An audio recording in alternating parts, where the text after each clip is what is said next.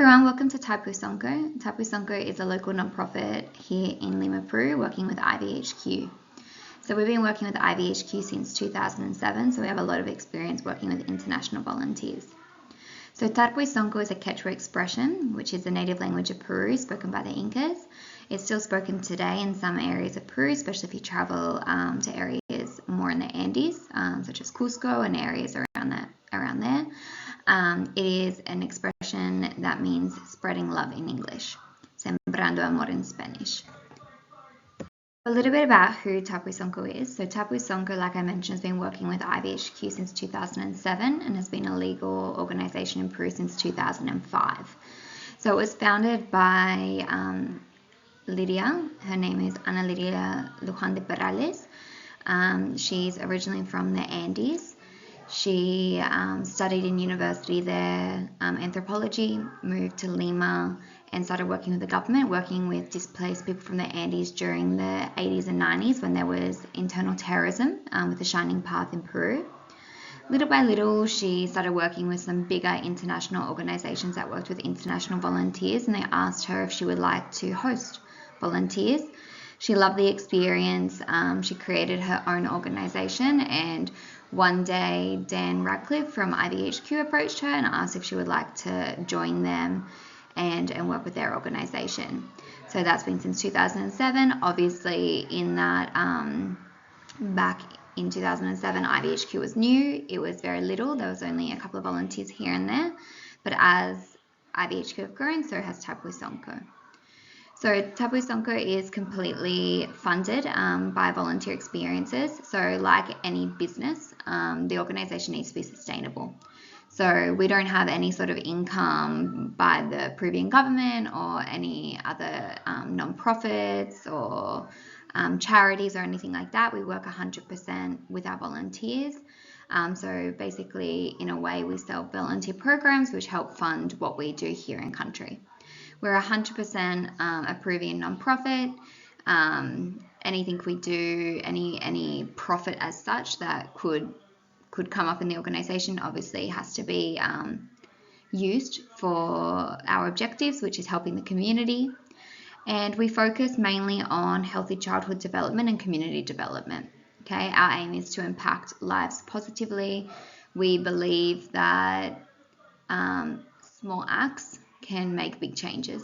So utilizing our volunteers, their experiences, their skills, their love that they have to come here and help others, we utilize that as our biggest asset and work in the community in different projects, which you guys will learn a bit about later in the orientation. So our vision and mission is quite simple. Our vision is for equity and equality in Peru. We want, as an organization, to put our grain of sand in the country, help to contribute to positive change. And how do we do that? Our mission is to support and promote community development through volunteering. So again, no matter how small our acts, we want to be positive forces contributing to change. So we believe that volunteers, by simply going and teaching English, giving educational opportunities, or playing with the kids, being positive role models for them, showing them that there's people that care, that want to see them grow in their lives, and giving them those opportunities, or simply an emotional connection is something that we can give. And no matter how small we might think it may be, it could be detrimental to somebody's life. A little bit about our team. So our team is quite small. We have a director for the organization. As a formal nonprofit, we of course have our board with our directors, our treasurers, etc. They all work behind the scenes. Then we have our general manager. So our general manager would be it's a mixture between me and Juan. We unfortunately don't live anymore in Peru. Due to COVID, we needed to relocate, but we're still staying involved with the organization on a volunteer basis the best that we can. We then have our local team leader, which is at the moment Gabby. So Gabby is the one that looks over you guys in country. She's your number one support person. She can help you out 24/7, offering any emergency needs that might arise, medical, etc. We also have our volunteer placement coordinators. So there's a few different ones. The volunteer coordinators rotate quite a lot. Generally, we work with students or people that are kind of in between jobs that want to get experience and learn to work in social projects in Peru. So they're there to help ensure that you guys get safely to and from your projects, to help you understand how to volunteer, to make sure everything's coordinated in country, especially with the communities, with the schools that we work in, etc. And then we have our accommodation staff. So we have cleaners, we have cooks, we have our homestay families when we have more volunteers, or we have volunteers who have requested to stay in a homestay. And then we also have people such as our drivers, they're all subcontractors in a sense, but they've worked with our organisation for a very long time and have a lot of experience working with international volunteers. Looking at our schedule of attention, okay, so this is more for our communication with our staff members. Of course, we're available 24/7 for any emergency cases or urgent matters that might come up, but our general timeframes are Monday to Friday, 7 a.m. to 5 p.m. Okay, so this is more for your communication with Gabby. So all we ask is that you utilize the methods such as WhatsApp and email to contact her. If she's unavailable or something happens, you can always contact myself as well. All of our details are in the welcome letter that you guys receive before coming to country. Now, with the schedule of attention, the point that we want to make here is that, of course, our staff members as well have their lives outside of work. Okay, they have their families, they have different things that they'll be doing on the weekends and in the evenings. So if it's a non-urgent matter, we just ask you to keep it between those times. Say you're looking to travel or you want to ask a general question, okay, write to us during those times and we'll get back to you. But for example, not writing at 8 o'clock at night or at 9 o'clock at night asking to organize something for the next day. Okay, so try to be organized, try to ensure that you're keeping within those time frames, like any other business. Of course, if it is emergent, like we said, we are available. If you need to know something about your program for the next day that someone's misgiving you the information, do write to us. We'll try and get back to you, but there are general hours for work. Okay, so looking at program inclusions. So as you guys would be aware, you pay 2 different fees to IVHQ before coming. You pay one, which is a registration fee. So that registration fee is for IVHQ. That's for all of their pre-departure support, them linking with us as a non-profit here in Lima, Peru, and ensuring that you have all the information you require. Of course, going through an agency such as IVHQ is great because you have the security. You've been able to look at comments and feedbacks and know that you will have a safe program to arrive to when you get here to Lima, Peru. And they are very active with our organisation. So they continue to monitor, they come and do staff visits, ensure that the program is what we say it is, ensuring that their volunteers are happy and that the program is always maintaining a level of safety that's required to have international volunteers. So then you pay a program fee. So the program fee is the fee that we receive here in country, which covers your airport pickup, your accommodation, your meals, and the support here in country. So basically with the fees, it's almost kind of a daily rate that we work out on a budget. We obviously have to look at how many volunteers we would generally have within a time frame, the costs associated to have those volunteers, and then we work out what we can provide within the amounts. Obviously, we try to keep it as cheap as possible. So we base it off a Peruvian lifestyle, as if you guys were coming here and living just like any other Peruvian in a middle class area, such as San Miguel.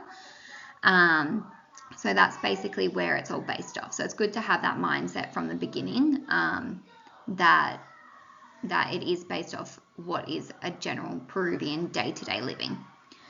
So we're going to go through a little bit what's included in each aspect.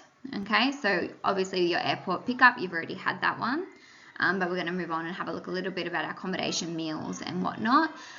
With them, of course, as any organisation, we have rules in place, we have systems, all based on what works for us as a non-profit, how we can keep it to be clean, safe, continuity for all volunteers, whilst making sure we work within those budgets that we have. So this slide just goes a little bit more over the program fees. So like we mentioned, the program fees cover airport pickup, accommodation, support. There are a few additional surcharges. So these are for things such as construction and our medical programs. So there's a little bit additional that the volunteers pay on these projects to help cover the additional associated costs, which is basically materials. So looking at with the medical program, we'll get more into it in your orientation, but the glucose testing, the equipment that we need to go out into the community and do testing, the extra supervision, things like that, and in construction, of course, building materials and whatnot. We also have a few add-ons now through IVHQ that you guys can choose to add on to your program if you wish. Things such as staying in a homestay, having a private room. Then there's obviously some tours and things. So if you obviously decide to buy those add-ons, then that's something we also provide and cover with what you've paid for the program. So here what we don't cover is the taxi after the program, so be it to the bus station, to the airport, somewhere else in Lima. Now there is an option now to buy a departure add-on.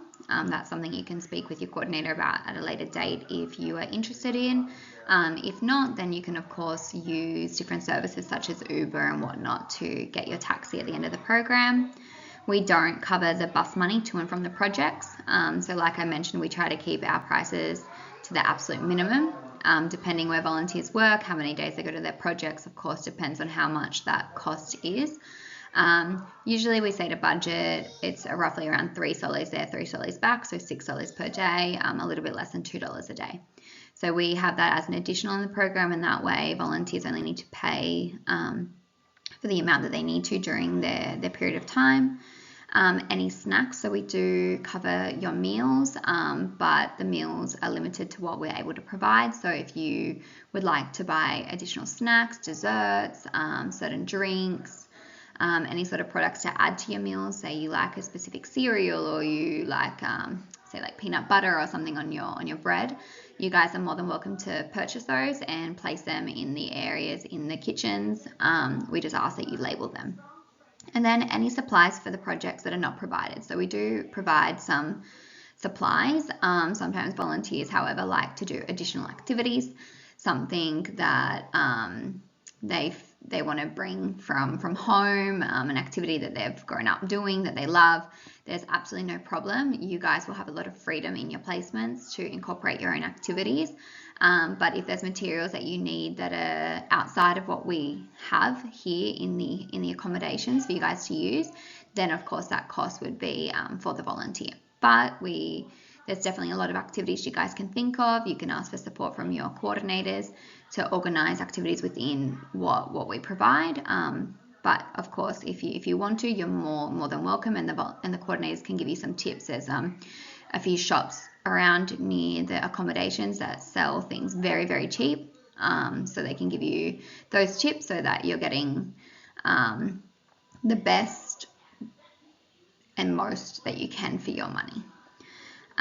Please be aware that there are strictly no refunds in the program, and that's the same for add-ons. Sometimes we can give a credit for your program fees. It is really dependent on the circumstances.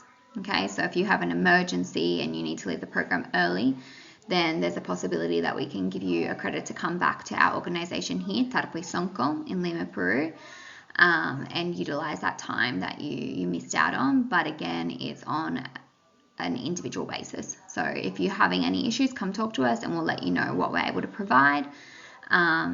And the same with your add-ons. So generally there's no refunds with add-ons, depending on how far in advance the add-on was booked, if it's been paid for or not.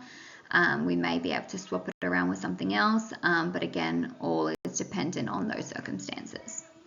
A little bit about the accommodation. So we have two types of accommodation here in Lima, Peru. We have our volunteer house and we have a homestay. They're all dorm style rooms, okay, within family homes. So here in the volunteer house, there are 3 floors to the house. So it is actually a family home. It's the family home of my husband. The first floor is currently the home of Dan, who's one of the sons. The second floor is of his parents, Lydia and Juan, and the third floor now belongs to us. So we are providing the accommodation to the volunteer organisation. Unfortunately, like I mentioned, since COVID, numbers have dropped a lot. And to try and get the organisation to be sustainable again, it's something that we can give to the organisation to kind of recoup. So we do need to be respectful that no matter what accommodation we're in, it's all shared spaces. Okay, so there's a few rules that we need to maintain. So with your accommodation, it's included from the day before your program begins. So in your cases, it will always be the Sunday before, from 5 a.m. in the morning. So if you've arrived before this, then it incurs an extra night, which can be paid through the IVHQ website. All of you guys would have already done that before coming, because of course by the time you're doing this orientation, you're already here in country. Now, your accommodation is included until the final Saturday of your program, and checkout is at 11 a.m. So your final day includes breakfast only, and you can stay later in the accommodation, say your flight's not until the evening, until 8 p.m. You, of course, just don't have included your bedroom and your meals. You can stay in the common areas, but if you are staying till after 8 p.m, then that would incur an additional night of accommodation. So the additional accommodation can be booked through IVHQ, straight on their website. If you have any issues, you can talk to our staff. They can help you sort it out, or you can email IVHQ and they can give you the information needed to be able to book that. Please let us know in advance. So we're always organising for the next intake of volunteers. You guys leave generally the Saturday and new volunteers arrive the Sunday. Sometimes they arrive a few days earlier.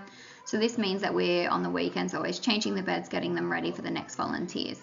So sometimes there's space in the accommodation, sometimes there's not. We can always basically try and make a workaround to ensure that if you want to stay extra nights, there is that availability, but we do need to know with anticipation. So please speak with Gabby in this case and just let her know what your plans are. Now, on that final day, we do need to, like I said, go in on the Saturday and change the beds. Our staff only work till the Saturday, no staff work on Sunday. So we do need your bedrooms kind of is occupied by 9 a.m. in the morning, 10 a.m. in the morning, so they can go in and change them. But again, in all of the common areas, you guys are welcome to stay. Leave your bags in a different area. Just speak with Gabby and she'll be able to help you out with that one. Now, your accommodation includes your bedroom, bathroom, and common areas. So please just be respectful that you are staying with quite a few different people. So the rooms are shared, like I said, dorm-style accommodation. So you could be staying with up to 5 other volunteers. Most of the rooms have a bathroom, so most volunteers would be around 6 volunteers maximum sharing a bathroom, but generally less. Just try and keep all of your stuff tidy, keep your stuff in your bedrooms. Please keep the common areas as clean as possible. Try not to even leave things such as phone chargers and whatnot, because they tend to disappear. So it's best that you always understand and know exactly where your belongings are. And also just because imagine once there's 12 people, for example, in the volunteer accommodation, 12 laptops, 12 chargers, 12 bags, 12 pairs of shoes, it becomes crowded quickly. Okay, so we ask that you just keep all your stuff in your area. In your bedrooms, you'll have a specific bed and a specific area to leave your clothing. Please ensure that you only utilize that space, even if you are the only one in the room or there's say like 2 beds free in that room, because there could be people arriving and we need to have that space ready for them. Okay, so please just try and respect each and everyone's space. Try and keep your bathroom stuff with you and just take it to the bathrooms when you need it. Again, sharing a bathroom with so many people, it can be a lot to have everyone's personal stuff in the bathrooms. They are quite small. Wi-Fi is available, but please be aware that it can be a little bit unstable in Lima in general. If the Wi-Fi goes out, generally the rule is with the providers, it has to be out for 48 hours before they'll come and check it. It could just be simply turning off the modem, resetting it, and then it will turn back on. So you can always try that as a troubleshooting, and if not, let our staff know straight away and they'll go through the steps. But there are a lot of internet cafes around the accommodation. There's places such as Starbucks. Most of the plazas have Wi-Fi, so it always will be available somewhere in Lima.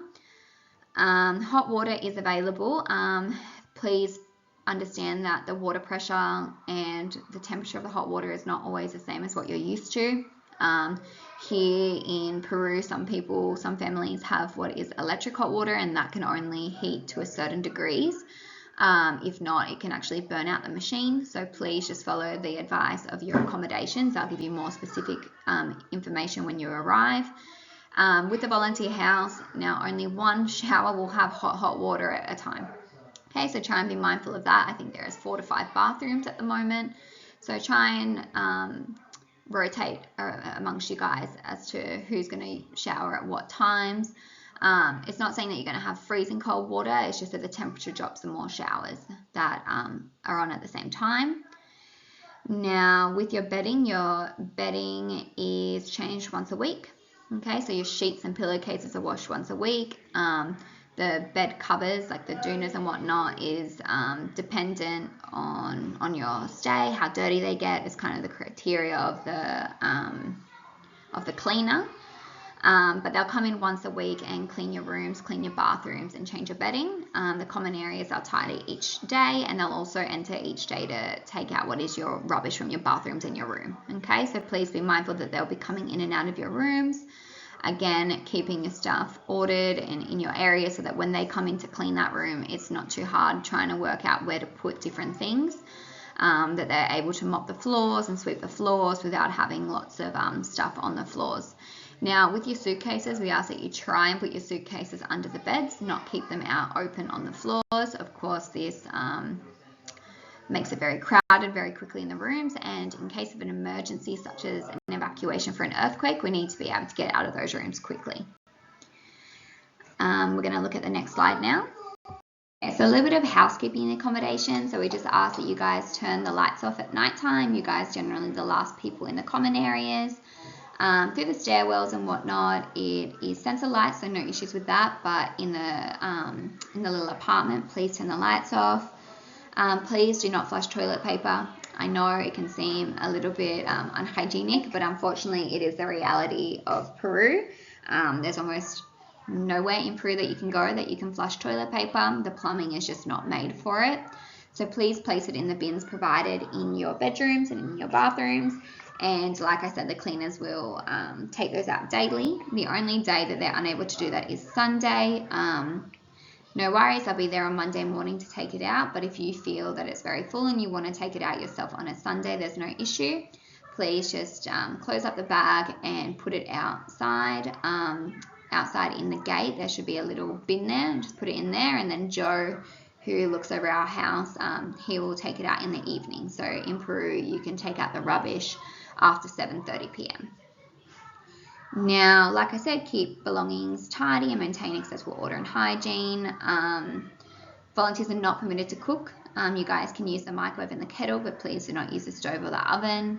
No laundry in the house. So we do have in the volunteer house, for example, a washing machine and dryer. This is for our staff for washing sheets and cleaning materials and things like that. So please do not use it. There is a laundromat located just around the corner. Gabby will explain to you guys where. Same for anyone staying in a homestay. There's always going to be a laundromat within walking distance, and that's where you guys will need to do your laundry. It's a couple of soles per kilo. Generally, it's a 24-hour service, so you drop it off and pick it up 24 hours later. They'll give you a time and a receipt.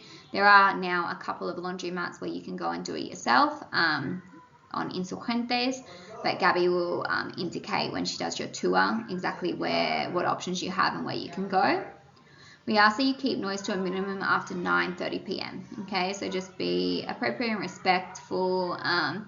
It's not that you guys have to be silent, just a normal level of noise. Please be aware that you can be being 12 people in the accommodation, say the accommodation's full, it can be quite noisy. Simply just laughing and talking, the volume can escalate a lot. We just need to be respectful that obviously being on the 3rd floor, we have permission from the family, of course. It's not a normal family environment having 12 volunteers, but they've accepted us to have the volunteer organization there. They're very happy about it, but we do need to maintain a level of noise, understanding that they generally are going to bed around 9:30. Also for our neighbours, of course, if we're too noisy, our neighbours will complain. As an association, they've always been very respectful about us being in the area, but it's only if we continue to maintain a certain order, being respectful, understanding that it is quite a conservative area. Saying that, there's going to be times, weekends and whatnot, that neighbours and this and that will have parties. Look, our rules are our rules. Unfortunately, we're not a typical Peruvian family, so our standard is higher. They expect us to meet a certain requirement, and that's what we've got as an organisation. Now, no one in the common areas after 11 p.m. Okay, by this time, it's time basically to go to bed. It's quite late, so we expect kind of silence after 11 p.m. in the accommodations. Our curfew is 11 p.m. from Monday to Friday, well, Thursday night. On Friday night, Saturday night, you guys can go out. There's no curfew. You guys have a set of keys. We just ask that you are very quiet when coming back through the accommodation. Go straight to your rooms. You can get a glass of water and this and that, but basically coming home and going to bed. Please be mindful of the doors. So the doors very easily slam. Of course, that happening with 12 volunteers coming in and out at all times of the day can be quite noisy and quite, let's say, annoying for others.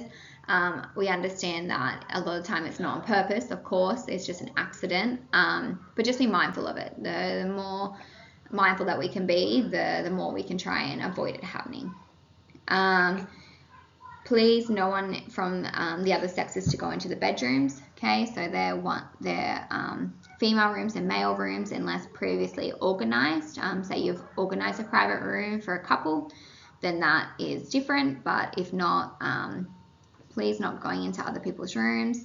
No visitors, so this includes volunteers from other accommodations, so absolutely no one can come to the accommodation without permission from our staff.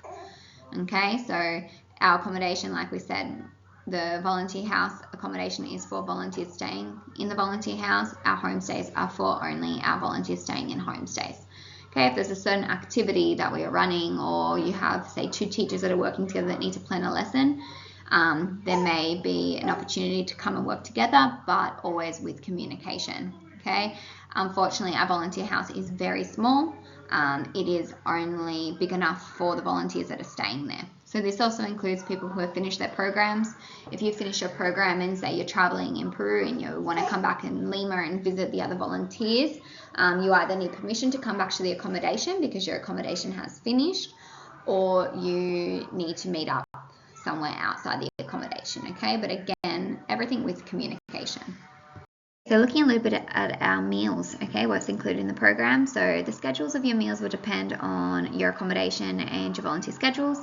Generally, you guys will be working in the mornings and coming back to lunch around 2:30 in the afternoon, depending on your day, provided on the table in your accommodations. And then in the volunteer house, your dinners will be in the fridge for you guys to reheat. In the homestays, it might be a little bit different with your family serving your meal. So breakfast is continental. It includes bread, butter, a slice of ham and cheese, egg a couple of days a week, coffee, tea, kind of the very basic things. Breakfast isn't a huge thing in Peru, very basic, but it should be enough to sustain you guys for the day. There is a schedule of what's included on the fridge in the volunteer house, as it is self-service. So you guys, you'll have your coffee provided and your eggs prepared for you guys, but the cereal and bread and that you guys can serve as you need, just sticking to what's included on that schedule. In the homestays, normally it's set up for you on the table. Now, with snacks, like we mentioned, they're not provided, but you guys are more than welcome to buy things and leave them in the accommodations. Just make sure you label them, and then when you leave, either throw them away, or if you're going to give them to another volunteer, that they relabel them. The reason for this is, if not, we end up with a whole collection of different products in the house. And if it's got a label of a volunteer who has left, say, 2 weeks ago, we will most likely throw it out. If not, we don't really have any control over what's in the accommodation, and we do need to keep it clean and ordered. Now with the meals, here's a note that's very important. They are very carb heavy. Okay, so if you guys haven't investigated what the Peruvian diet is like, it is a very carb-heavy diet. So they eat large quantities of rice, they eat a lot of potato, yuca, sweet potato, things like that. It's very, very carb-heavy. Okay, so they eat rice with potato in almost every meal. Chicken is their dominant meat that they have. Usually very little salad and very little vegetables in their meals. Most meals they won't have a side salad or a side of vegetables. We do, however, provide it in the volunteer house, as we understand that our volunteers, it can be pretty hard to adjust to the diet, so we try and help out in that way. But please be aware that it is going to be very different to what you guys are used to. Okay, the food still is quite healthy. There's still a lot of protein. Might not be the protein in the size of meat. So generally a plate of Peruvian food is half a plate of rice, a little bit of potato, a little piece of chicken, and a little bit of veggies, no?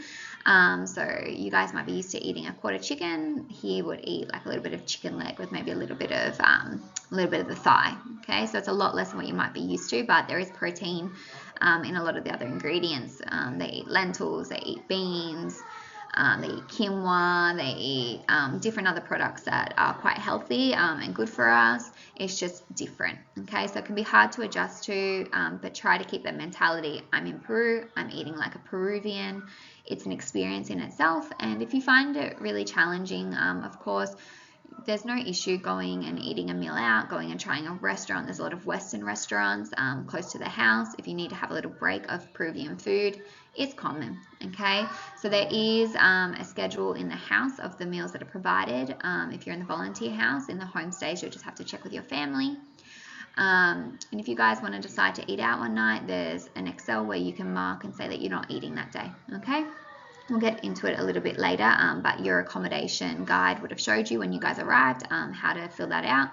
If you're in the homestay, please just tell Gabby. Just write to her in the morning. It's really important that you guys in the morning because all the meals are generally prepared by the time you guys get back from your placement, or on a Saturday by the time you guys might wake up if you're sleeping in that day.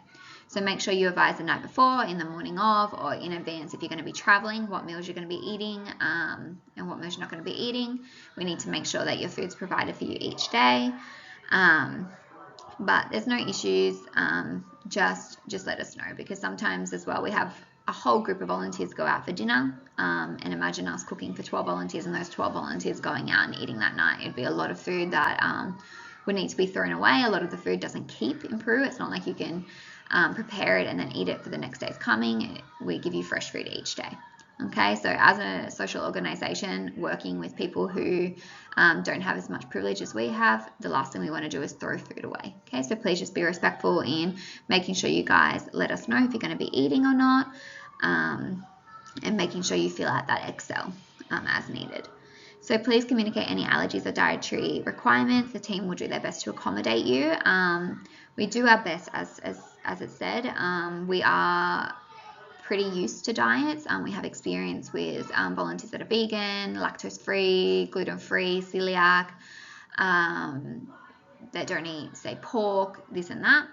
Vegetarians, we adapt the meals that we have. We don't make completely different meals, but we'll adapt them. So say we're having a pollo saltado, which is a traditional meal, very typical meal, and you're a vegetarian, instead of having it with chicken, we'll mix a few different vegetables in there, okay? So just adapting to the meals that we're having that day.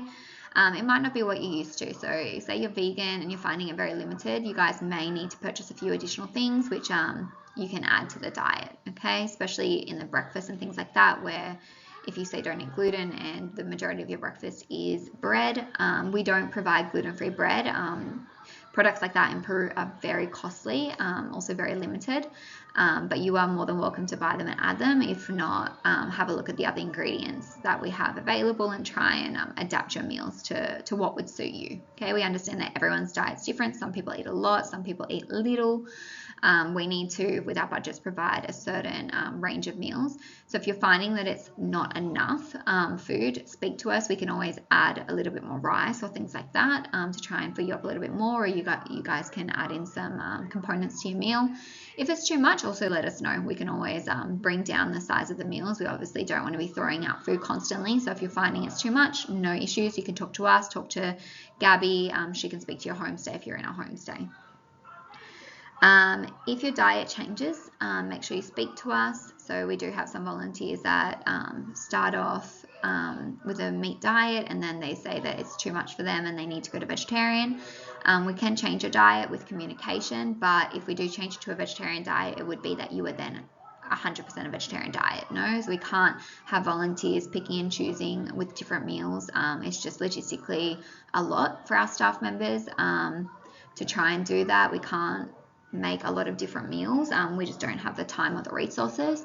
But we are flexible in working with the diets where we can with our volunteers. So meals vary from accommodation to accommodation. So in the volunteer house on Sundays, what we do is we have a grazing brunch. So you guys can have breakfast kind of in the morning whenever you want throughout the day. And then for dinner, we order pizza. Okay, like I mentioned earlier, Sundays we don't have staff members. So we kind of have just an American pizza, usually Domino's or Pizza Hut or Papa John's, something like that in the evening. And each volunteer gets 3 slices of pizza. Okay, so if you're vegetarian, we'll organize a vegetarian option. If you are gluten-free or vegan, our staff will organize something alternate with you. Now, volunteers need to wash their own dishes. Okay, so you guys, when you have breakfast, you'll need to wash your own glasses, cups, plates, dry them and put them away. The same with your lunch and your dinner. Okay, so if you're being served in a tupper, make sure you wash it, dry it, and put it away so that it's ready for the cook the next day to come. We need to have that kitchen free of dishes each day. In the homestay, it really depends on your homestay. Try and offer, but if your homestay host wants to wash the dishes themselves, that's completely fine. Okay, but we try to help out where we can. And like I said before, you just need to communicate if you're going to miss a meal. Okay, so before placement, as early as possible. If you get to placement and you've forgotten to communicate, or you guys kind of join up and then go, oh, hey guys, do you want to go out for dinner? Make sure it's early enough. Okay, so say 9, 10 in the morning. Tell your coordinator and they can communicate so that we can let the cook know so they can change the plan for the day. Okay, but please do not try and organize to eat out after, okay, so after 10 a.m. in the morning, because then in that case the meals have already been planned. Okay, and we really, like we said, we want to respect that. We work with people, even our cook, they come from the areas where we're working, so we respect that they're putting in that effort to cook for us. We try to eat those meals and make sure we're not wasting food.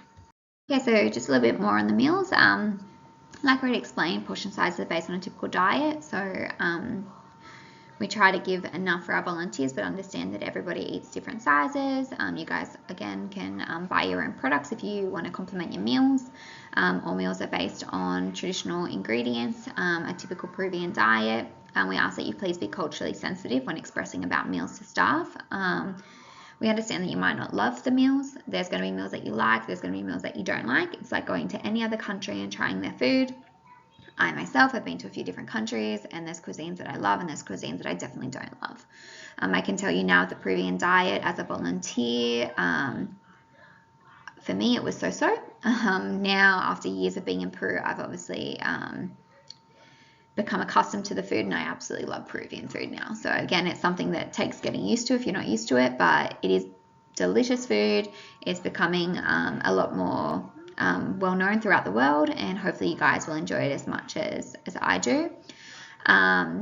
Again, you can kind of see a few traditional meals here. We've got arroz con pollo, ají de gallina, and lomo saltado. You guys will have the chance to try these generally in the house, depending on your program through our month kind of schedule. But you can see that there's very little vegetables, a lot of rice. Okay, this is very, very typical for Peruvian meals. We do try to tailor our meals to the general preferences whilst also ensuring there's a variety and it's a true proven experience. But we do, like I said, add more salad, add more vegetables.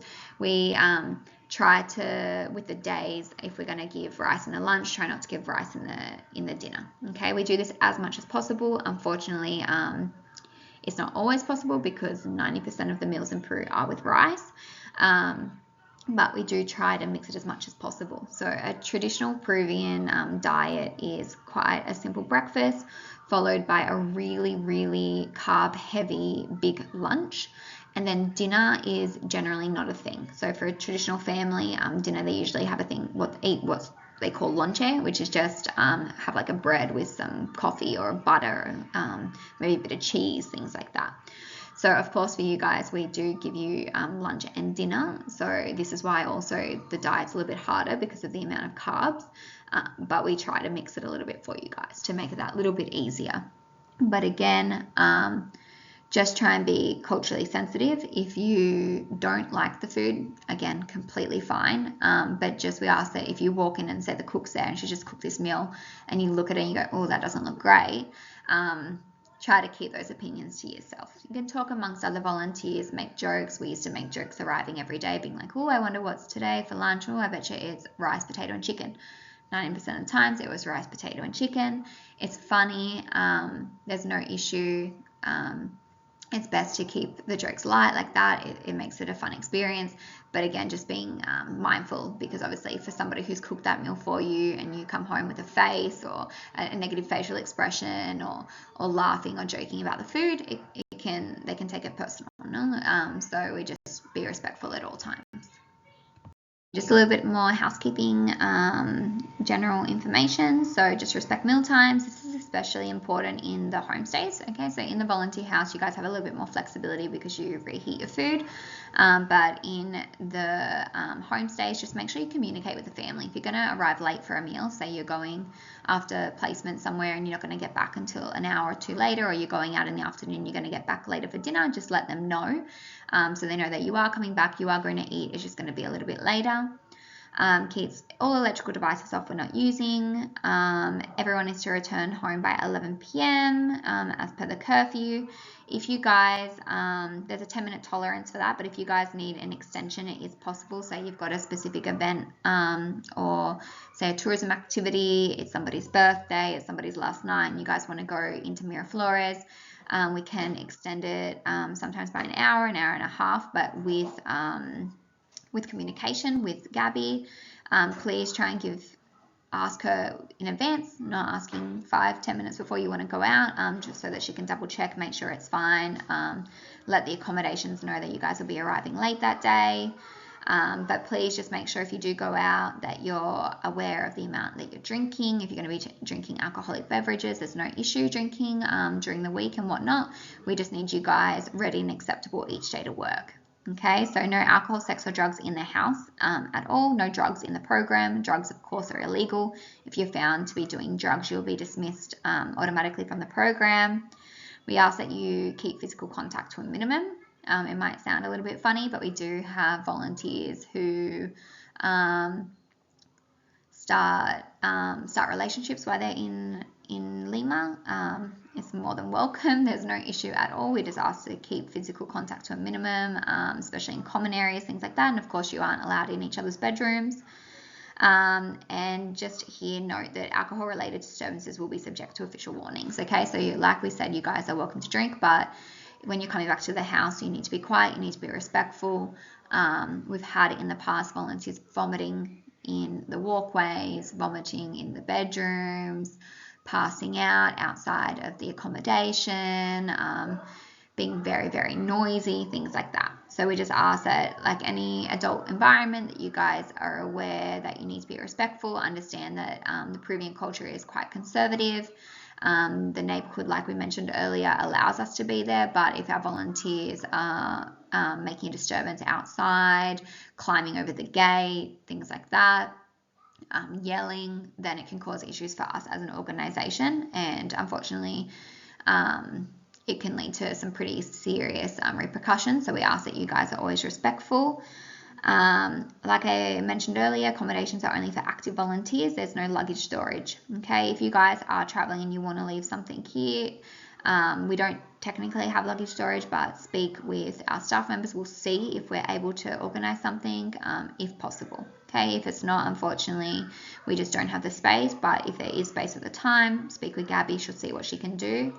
And again, extra nights are only consecutive after a volunteer program, okay? So this means that if you're traveling and then you want to come back and stay at the volunteer house for a few nights before your flight, unfortunately, this is not possible, okay? So it's only possible to stay before or directly after your volunteer program. And again, just the last point, it's very important that the organisation meets rental agreements that we have in place. So for this reason, we must enforce all of our rules. Please understand that accommodations are all family homes, not hostels or hotels, okay? So like I said, we just need to be really, really careful in the accommodations, that we're respectful at all times, that we keep noise to a minimum. We understand as adults, majority of our volunteers are adults, it's not nice having rules.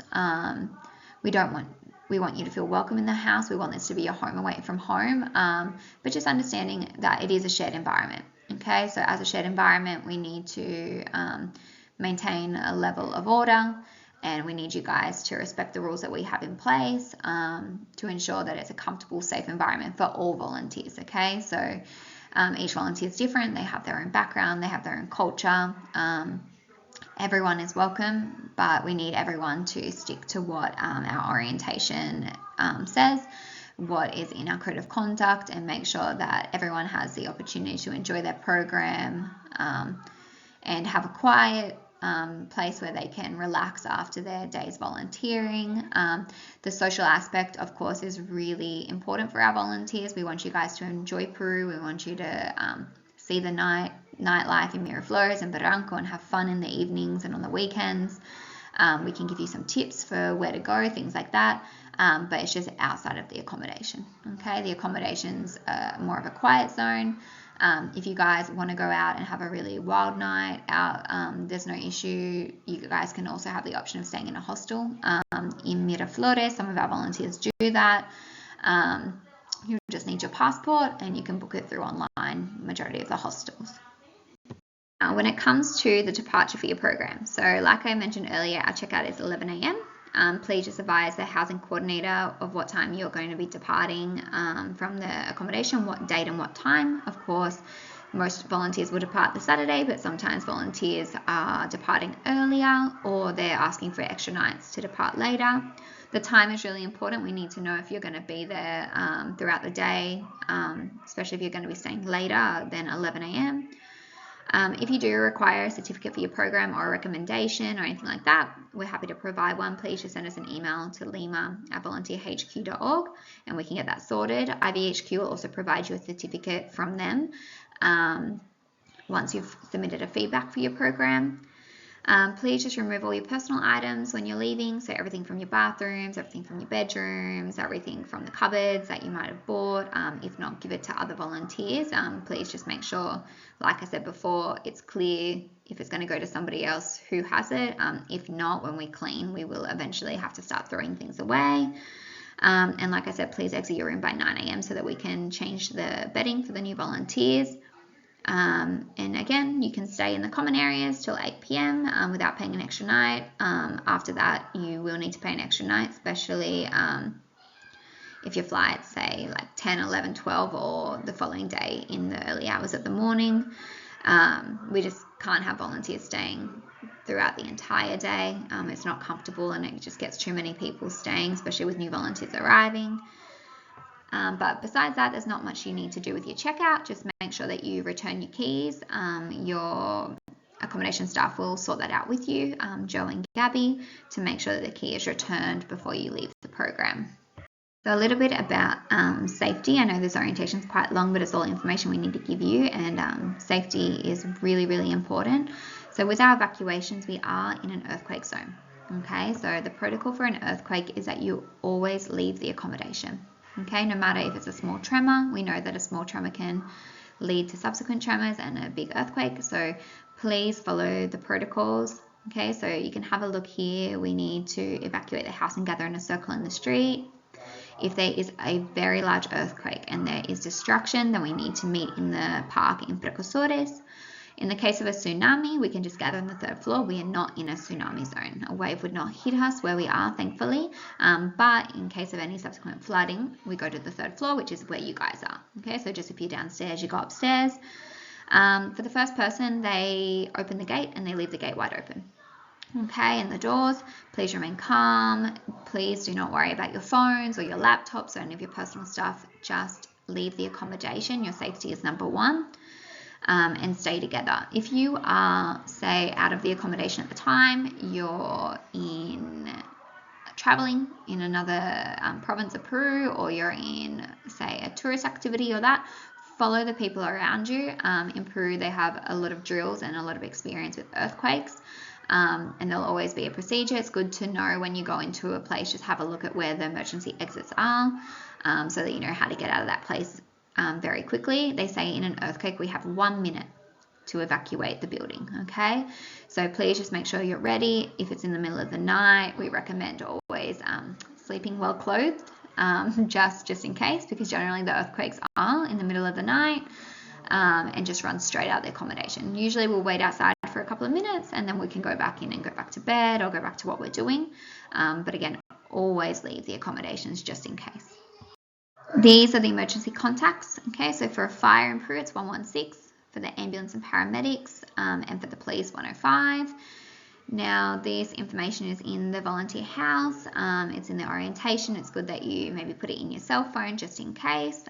Generally, you won't need it. We've never had a volunteer need to call any of these numbers, but just in case, it's good that you have them, especially if you're out and about, maybe on treks or on tourist activities where you don't have a staff member or a coordinator or somebody to help you.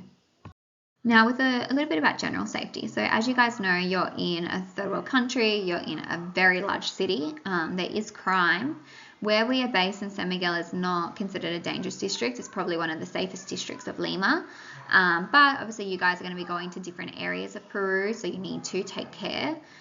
So one of our tips is to always take official taxis or Ubers. Okay, so Uber is my number one recommendation. It comes, picks you up, it's all in an application. It is the safest way to keep a register of where you are if we ever needed to. Obviously the police and that can always get information from applications. Official taxis have the plaque numbers on either side of the car. If there's no plaque number, then it's not an official taxi. A lot of people will work as taxis, but they don't have the same regulations, so always try and take official taxis. Now, these taxis are taken on the road. You need to wave them down, and you need to barter a price. Okay, so it's good that you get some information from the staff members as to roughly how much it costs to go to different places. Because sometimes they will try and take advantage the fact that you don't speak Spanish or that you don't know the pricing. But generally, for example, to go to the plaza, it could be between 7 and 10 soles. To go to Miraflores, 25 to 30 soles. Okay, you can also always have a look on Uber, what the price is on Uber, and kind of learn the prices to go to different areas. Just make sure that you have smaller bills, because a lot of taxis won't be able to change, say, 100 soles. No, you'll need to have coins, 20s, 10s, things like that make it a little bit easy to pay. Watch out for fake bills. So there are fake bills and fake coins in Peru. The coins need to look like they've been made in a mint, perfect, equal sides, things like that. With the bills, you'd be able to hold it up to the light. You'll be able to see a hologram.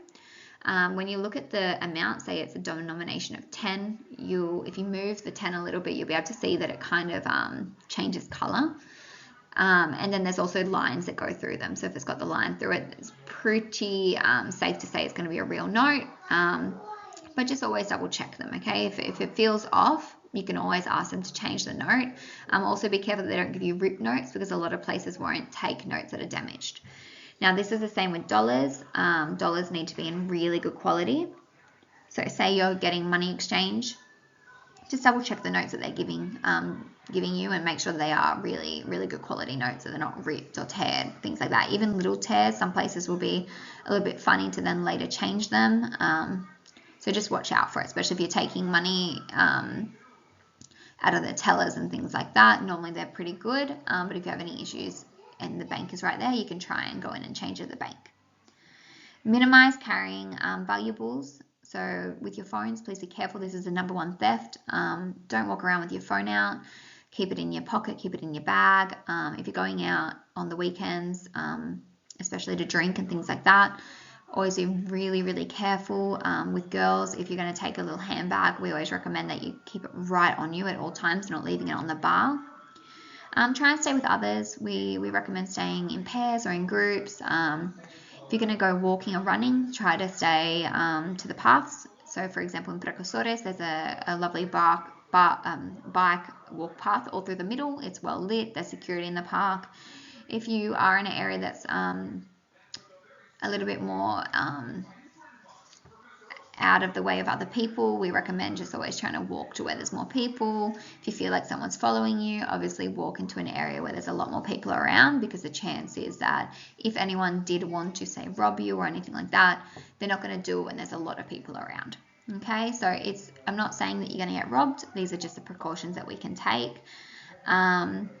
Just be aware of your alcohol consumption. Okay, so for those that are under 21 that may not be used to drinking, or not used to the local alcohols, Pisco, which is the Peruvian alcohol, is very, very strong. So we've had volunteers that normally can have 4 or 5 drinks. They've had 3 drinks and have found that the effects have been a lot. So just be aware of it, and this is why it's great to have a buddy with you just in case anything happens.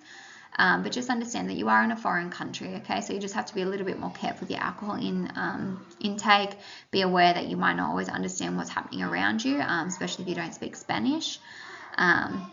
And just take that extra precaution, especially with your alcoholic drinks. If you're buying ones at the bar, just make sure you're not accepting drinks of other people, watching that no one spikes your drink, things like that, okay? It's a problem anywhere in the world, but just like anywhere, we just need to take care, okay? So if you are cautious, then there shouldn't be any issues. But when it comes to our placements, we're going to talk a little bit about safety when we're going to placements, because we're going to areas that have higher crime rates, and we do have a few additional rules, but we'll get to that a little bit later in the orientation.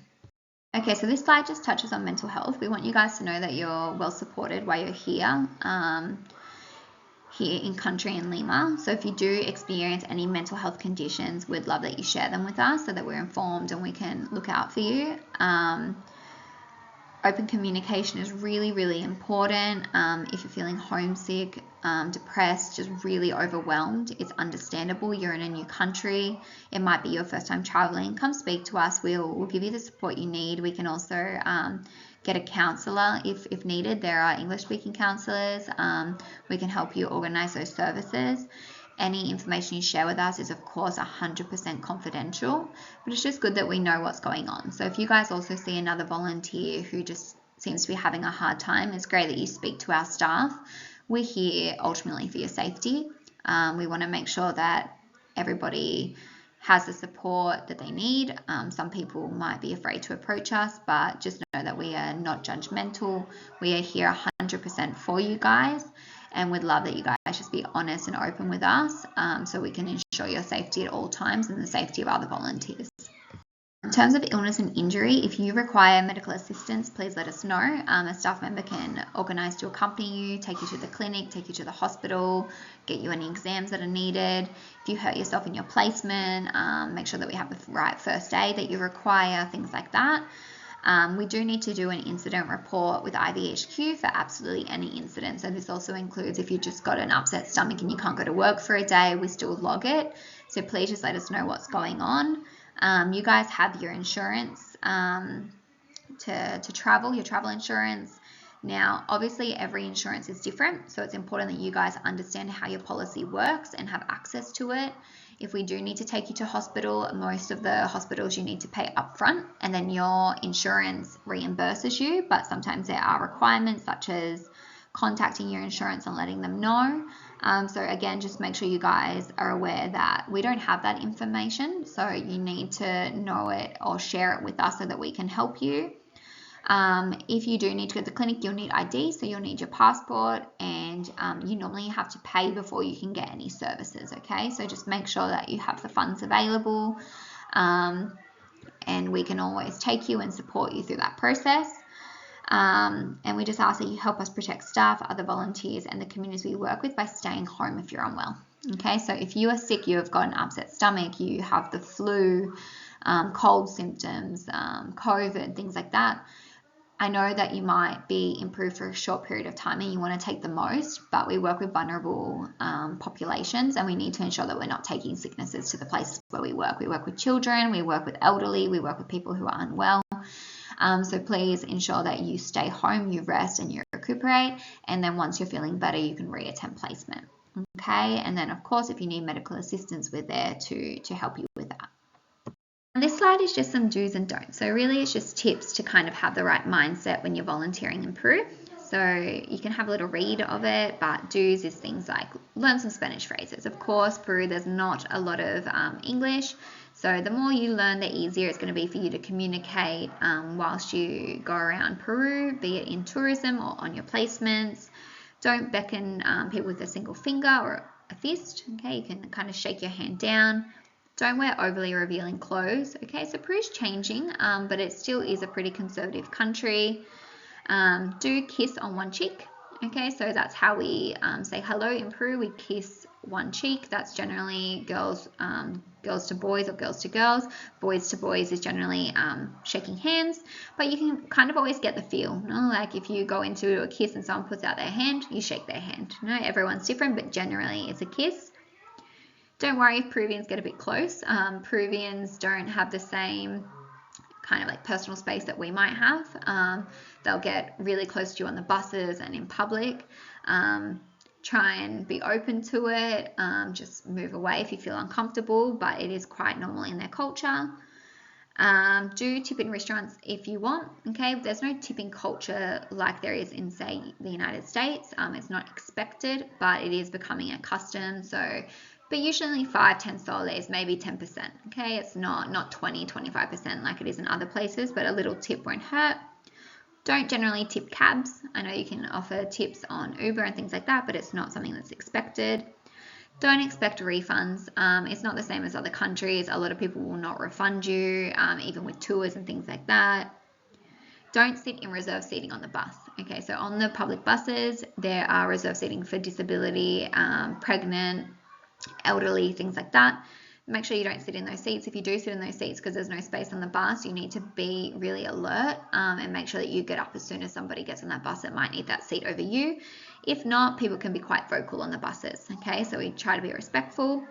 Don't drink the tap water. So in the volunteer house, there is filtered water in one of the faucets, but definitely don't drink tap water. Explore.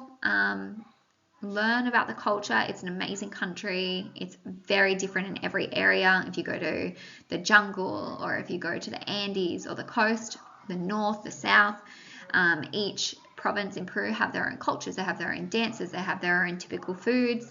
Enjoy it. It's an amazing country to explore.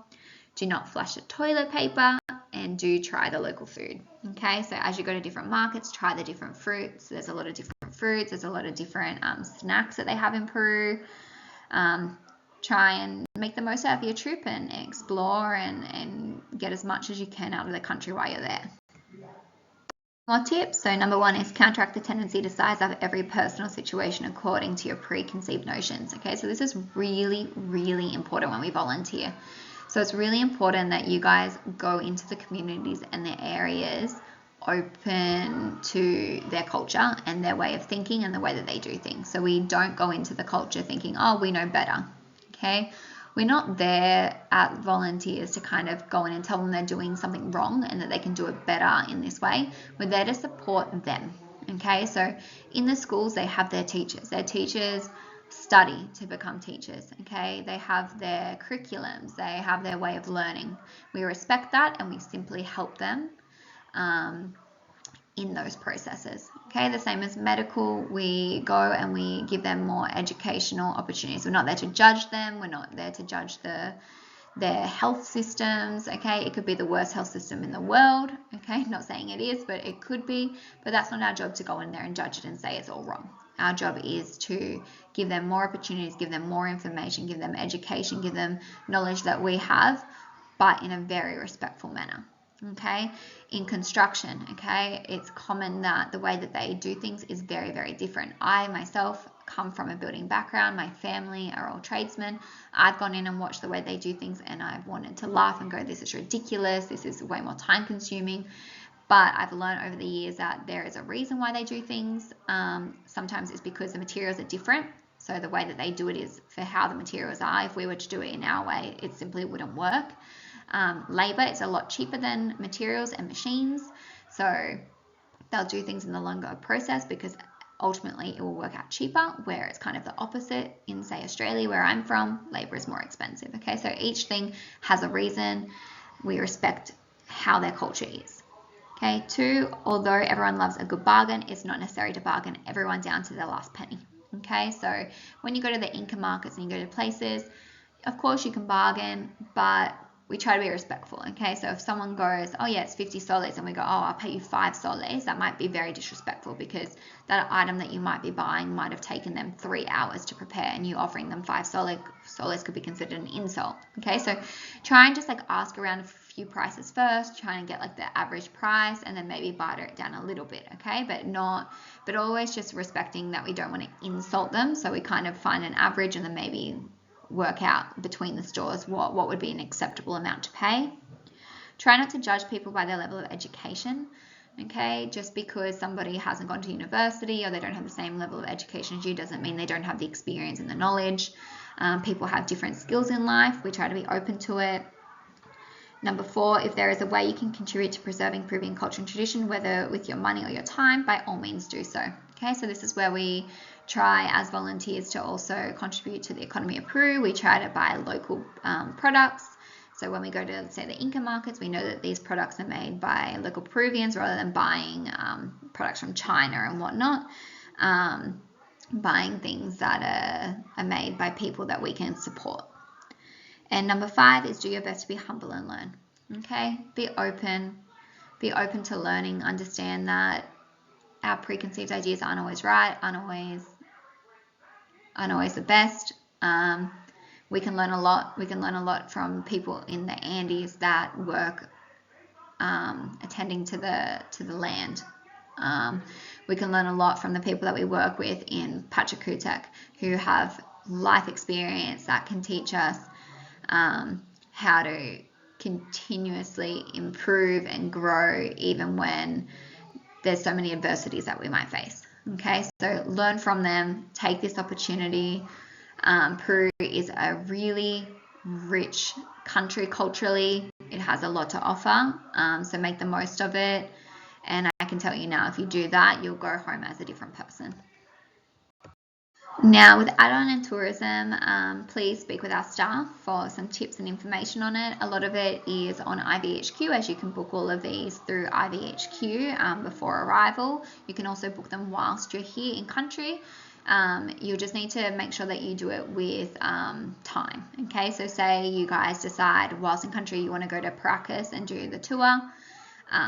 We do need a few days to organise it, make sure that there's space. So please don't just like write to us the day before and go, hey, I want to do Paracas tomorrow for the tour. Okay, we need to make sure that it can be organised. So just take note of that now in orientation on your first day, so that you can ensure that you kind of plan your itinerary accordingly, and we'll be here to help you guys with anything you need.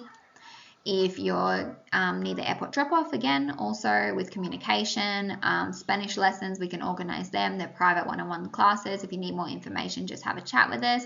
We can give that all to you and organise the best way to go around everything.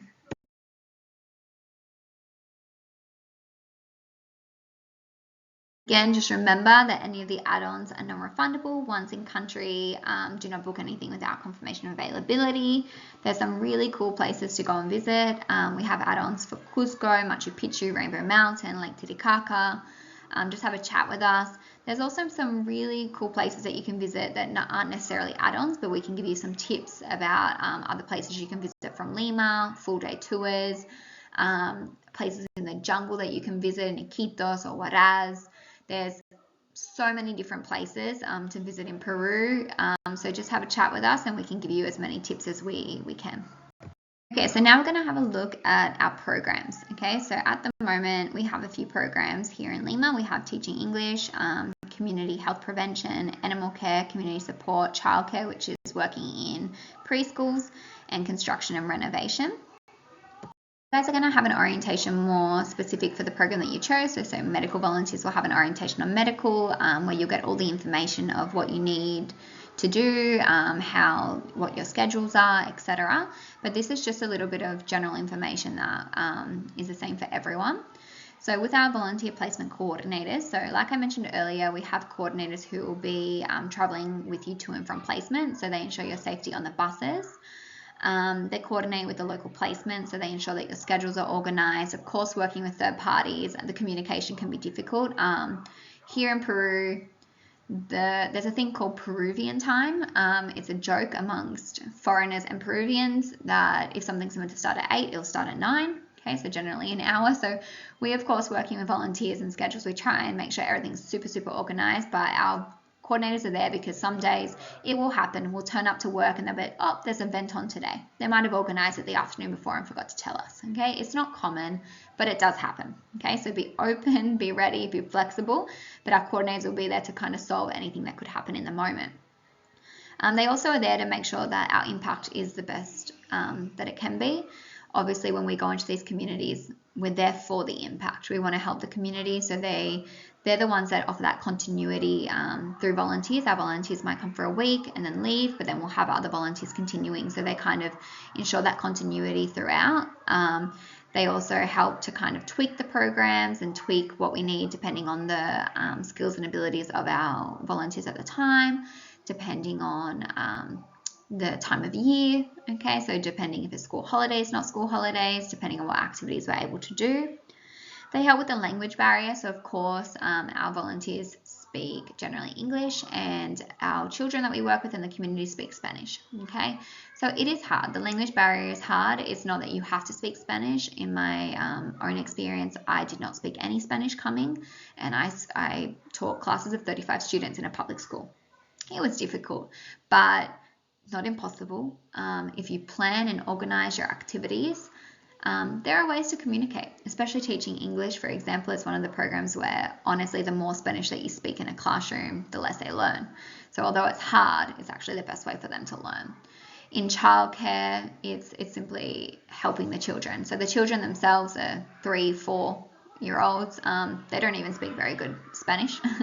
So like working with any kids, it's more your actions, okay? Showing them with your actions what to do, helping them trying to communicate, learn a few Spanish phrases. It will go a long way to helping your impact in the program. But again, if you're open and you're outgoing and you put in the work, the language barrier shouldn't be that big of a deal. Now, they help to ensure volunteers are working well and have fluid communication instructions. So again, with that language barrier, you might have questions and you don't know how exactly to ask the teachers, or you might feel like, oh, I'm not doing that much. Maybe it's because I don't understand. The coordinators are there. You ask your coordinator. The coordinator will communicate with the staff members of the schools and whatnot and let you know exactly what you need to do. Again, they accompany you on the bus. But please note that the coordinators are not responsible for actually organizing your activities or planning your lessons, okay? They are there to support you and give you ideas, but it's solely the responsibility of the volunteers to actually ensure they're ready each day. So the coordinators will double check with you. Hey guys, do you have your lesson plan ready? Do you know what you're teaching tomorrow? Do you need any help? Do you need any support? They're there for that. But you do need to take that time. It's your responsibility, say you're a teacher, to plan your lessons, okay? Your lessons are only going to be as good as what you've planned. Okay, the same as in childcare. You guys can bring activities, you can plan additional activities, and therefore you're going to be more useful in the placement. And your coordinators are there to support you in that. They can give you ideas. They can help you coordinate it with the staff members. They can help you with the materials and the resources that you might need. Okay, so utilize them. They're there for you guys. But they also ensure that you guys have autonomy in your placement, that you guys have the opportunity to incorporate your own activities.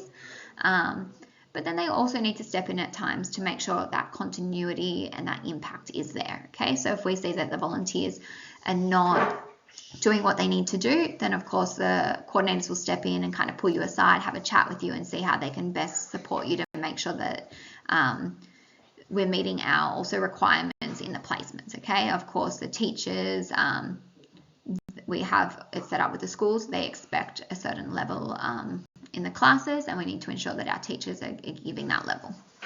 Volunteer. Okay, every volunteer is different. Every volunteer has a unique set of skills and abilities, their backgrounds.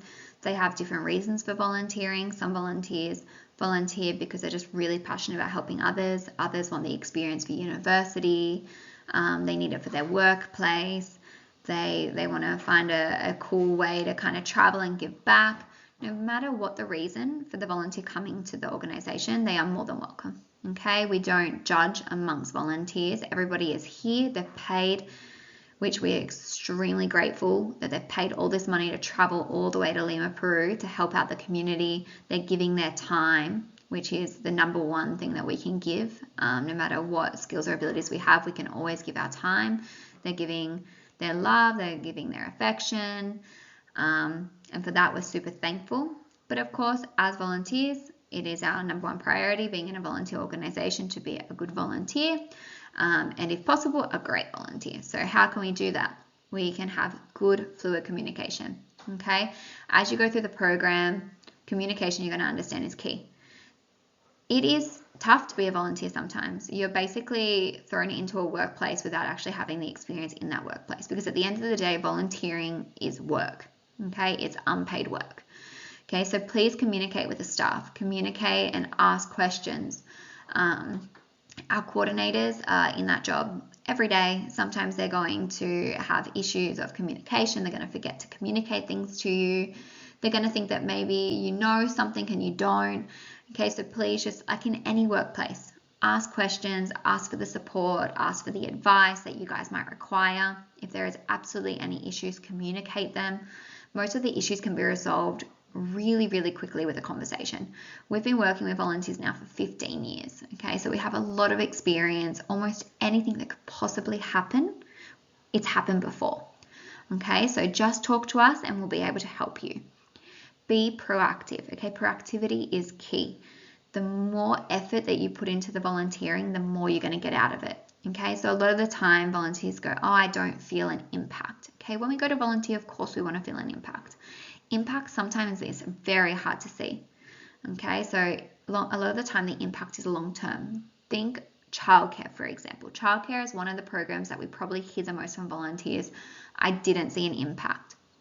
It's because in childcare we're helping to support our kids to develop emotions, to develop confidence, to develop motor skills. Okay, these are things that develop over time. Okay, simply by being a good role model, you're going to influence those children. I'm sure you guys can remember back when you were in school, those great teachers that you had, or those great camp leaders that you had that really kind of formed your path and kind of influenced you to take different decisions in your life. It's the same as us working with them in childcare.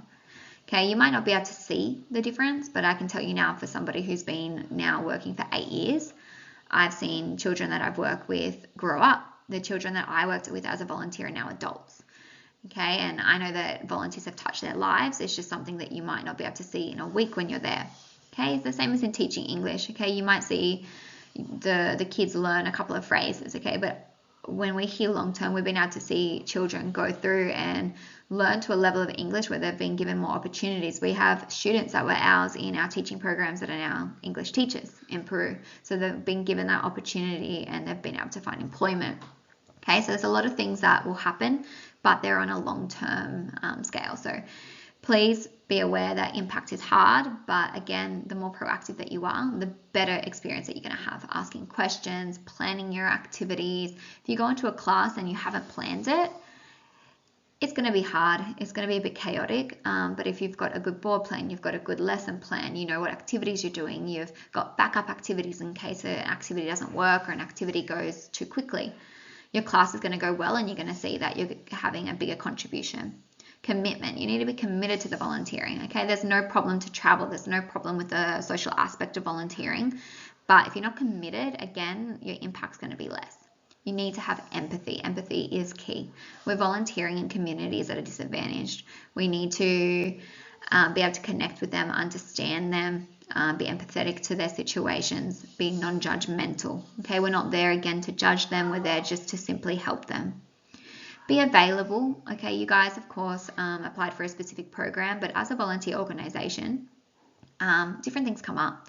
So different activities come up, things change. Okay, we might have you in childcare, but all of a sudden the school has an event, and so that day is going to be different that day.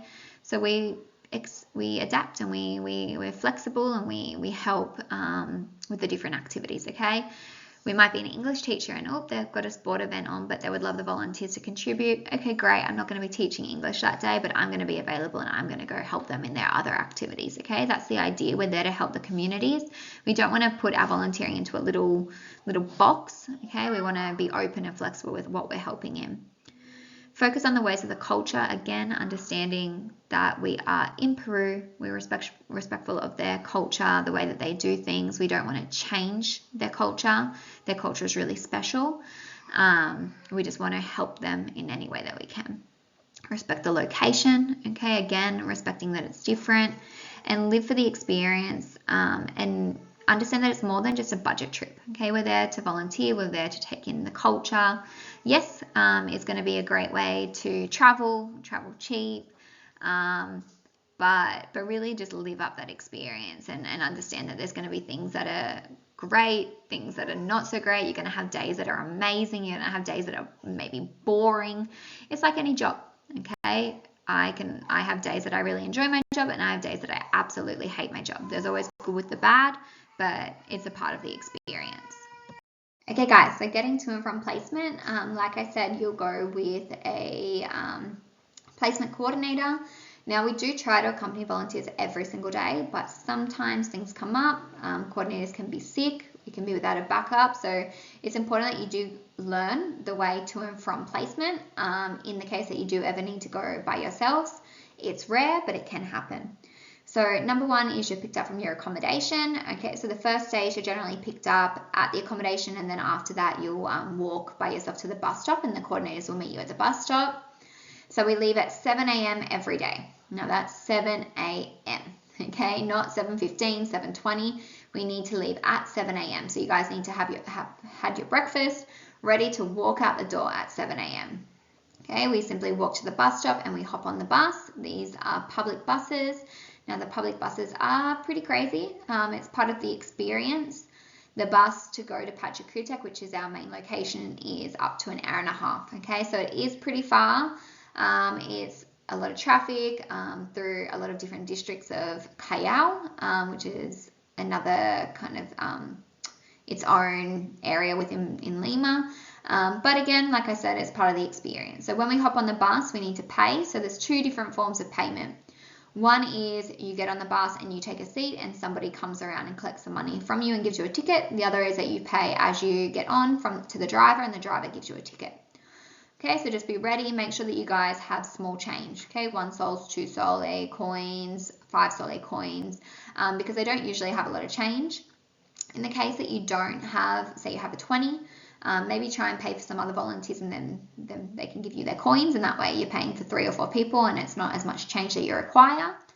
If, say, you sit down and somebody comes and collects your money and you don't have it and they just take your 20 soles, don't stress. Usually what they'll do is they're going around, they'll collect the change of others, and then they'll bring you your change. Okay? If you have any issues, just speak with your coordinator. So you'll travel to placement. Again, on the bus, just be mindful of those seats at the front of the bus that are for disability, elderly, pregnant women, etc., children. Make sure that you don't sit in those seats, or if you do, that you're alert and ready to move if needed. And then you'll basically finish placement, get back on the bus with the coordinator, and come back to the accommodation. Okay?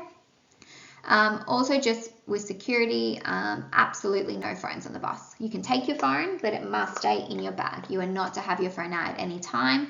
This is for security reasons. It is for your own safety and the safety of any other volunteer or staff member that's with you. Okay, so it's a strict rule. We honestly cannot be flexible with it because it's putting other volunteers and our staff members at risk. Okay, so like I said, phones is the #1 theft. It's easy. People can get on the bus and off the bus very quickly. So it's not something that we've had to deal with too much, but it has happened in the program, and for that reason we have this rule in place. So safety and placement, evacuations, please just follow the placement evacuation procedure. So the schools, for example, which is our number one place where we work at in Pachacutec, they all have their procedures in place. So you just follow the teachers. They'll have circles where you guys will be able to all stand in the case of an earthquake. First aid, please just seek your coordinator or a staff member from the school, or say from the Oyakumun. They'll be able to assist you in getting first aid. There are clinics available in the area where we work if you need to go get specific first aid that might not be available at the placement. Illness, please seek a coordinator. There are clinics, like we said. We can take you if you're feeling really unwell and you need to return home. We can organise that. But this is also why we ask to not go to placement if you were unwell. Okay, so it has happened where we've had volunteers who are unwell before placement, then they've just realised that placement is too much and they've needed to go home. Okay, it's a long way from the accommodation, and we have minimum coordinators. So if our coordinators need to return with a sick volunteer, it means that the other volunteers are going to be left without a coordinator. Of course, if it happens in placement, it's what we need to do. But if it can be avoided, that's why we ask you to stay home. Okay. Also, of course, for the safety of our other volunteers, our staff members, and the population that we're working with, we don't want to take any illnesses. In terms of threats, please advise your coordinator if there's any threats. Stay in public areas with other people.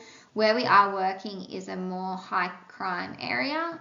We've never had issues in the area. Of course, the community know who we are. We've been working there for a very long time. However, we do follow advice from the local police, which is why we only work in the mornings in this area. We do not work late in the afternoons or evenings. And then again, just minimize risks. No phones on the bus, like I said. Only take what you need. Okay, please try not to take credit cards and things like that, just in case there was ever any issue.